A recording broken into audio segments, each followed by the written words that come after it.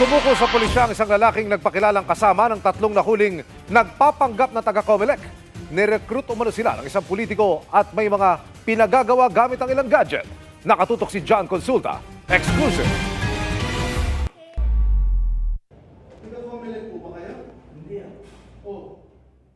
Matapos mahuli ang tatlong lalaking nagpanggap na taga-COMELEC at kumuha ng mga litrato ng mga makinang gagamitin sa eleksyon sa isang paaralan sa Santa Cruz, Laguna, sumuko sa PNP ang 21 taong gulang na lalaking nagpakilalang kasama nila. Itinuro ni alias June, di niya tunay na pangalan, ang hotel room na kanila umanong nirentahan. Isinuko rin niya sa mga pulis ang isang drone, isang DSLR camera at iba pang gadget na dala ng kanilang grupo. Aniya, nirecruit siya sa QC at inalok ng trabaho sa loob ng 2 linggo na tatagal hanggang sa mismong araw ng eleksyon. Nasa 2,000 plus po kada isang araw. Opo, para po sumama doon sa trabaho. May mga binigay din po uniforms, ID, saka sticker po na para sa sasakyan. May mga t-shirt po kasi na NCAP na uniform po na may logo po na COMELEC.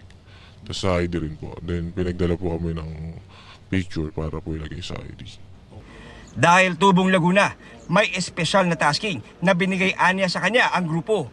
12 anya silang nakasakay sa 3 sasakyan.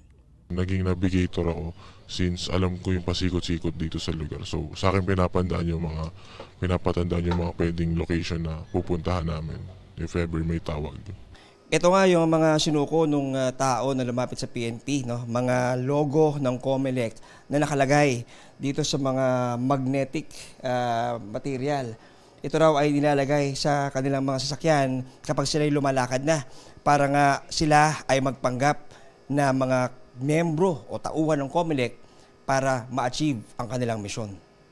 Pagkumpisal pa ni alias June, isang politiko ang kumuha ng kanilang serbisyo. Hindi niya sinabi sa amin kung sino, pero nang tanungin kung ano ang pinapagawa sa kanila. Kailangan namin mambulabog ng mga nagkakabigayan o nagbo-vote buying ng mga kandidato.